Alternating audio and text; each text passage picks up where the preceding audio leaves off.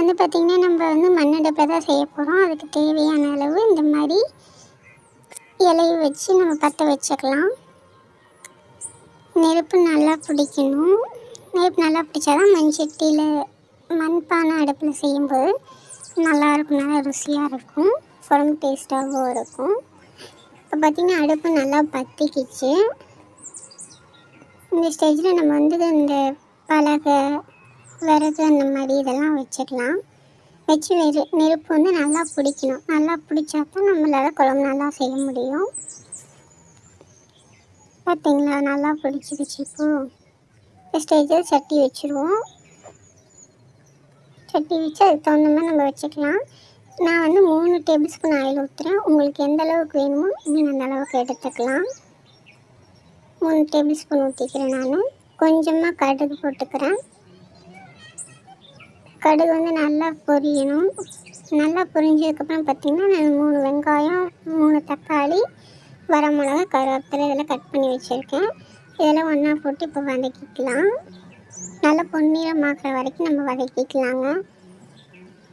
ஏன்னா பச்சை வாசனை எல்லாம் போய் நல்லா வணக்கினோம்னா ருசி நல்லாயிருக்கும். நல்லா வணக்குவோம்.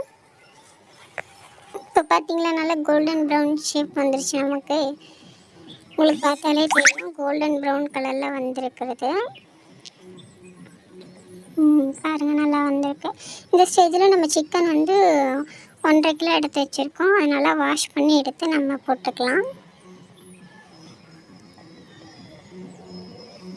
போட்டு நல்லா வந்து வதக்கிக்கலாம். ஏன்னா இந்த பச்சை ஸ்மெல்லாம் இருக்கும், அதனால் நல்லா வதக்கிடலாம். கையோடாம கொஞ்ச நேரத்தில் கிண்டி வதக்கிட்டே இருந்தோம் அப்படின்னா நல்லாயிருக்கும்.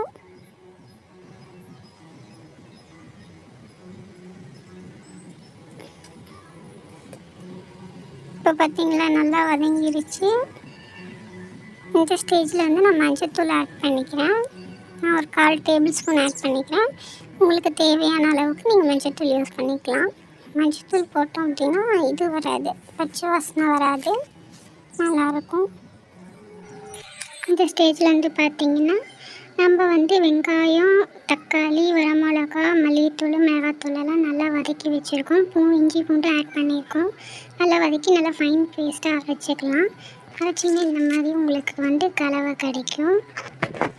இந்த கலவை வந்து பார்த்திங்கன்னா இப்போ நம்ம அந்த வதக்கி வச்சுருக்க சிக்கனோட ஒன்றா ஆட் பண்ணிக்கலாம். நல்லா சுற்றில எல்லாம் ஆட் பண்ணிவிட்டு நல்லா ஒரு மிக்ஸ் கொடுத்துக்கலாம். மிக்ஸ் கொடுக்கும்போது நம்ம அந்த சிக்கனுக்குள்ளே அந்த பேஸ்டானது நல்லா உள்ளே அப்சர்வ் ஆகும். அப்சர்வ் ஆகும்போது நமக்கு டேஸ்ட் வந்து நல்லா கொடுக்கும். நல்லா மிக்ஸ் பண்ணிக்கலாம். கொஞ்சம் மிக்ஸ் பண்ணதுக்கப்புறம் உங்களுக்கு கெட்டியாக இருக்குது அப்படின்னா தேவையான அளவு தண்ணி ஆட் பண்ணிக்கலாம். தண்ணி ஆட் பண்ணி நம்ம யூஸ் பண்ணிக்கலாம்.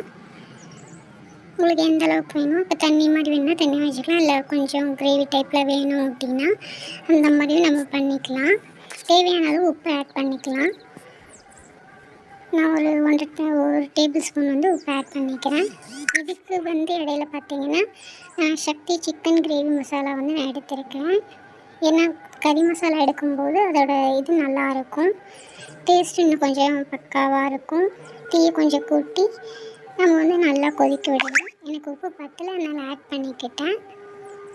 நல்லா ஒரு மிக்ஸ் கொடுத்துட்டு நல்லா கொதிக்க விட்டு எடுத்தோம் அப்படின்னா நமக்கு சிக்கன் குழம்பு ரெடி. பார்த்திங்களா, நல்லா கொதிக்குது. இதை வந்து நம்ம சாதத்தோடையும் வச்சு சாப்பிட்லாம். தோசை, இட்லி எல்லாத்துக்குமே நல்லாயிருக்கும். நீங்களும் ட்ரை பண்ணி பாருங்கள். ட்ரை பண்ணி பார்த்துட்டு எப்படி இருக்குன்னு மறக்காமல் கமெண்ட்டில் சொல்லுங்கள். தேங்க்ஸ் ஃபார் வாட்சிங். வாங்க சாப்பிட்லாம்.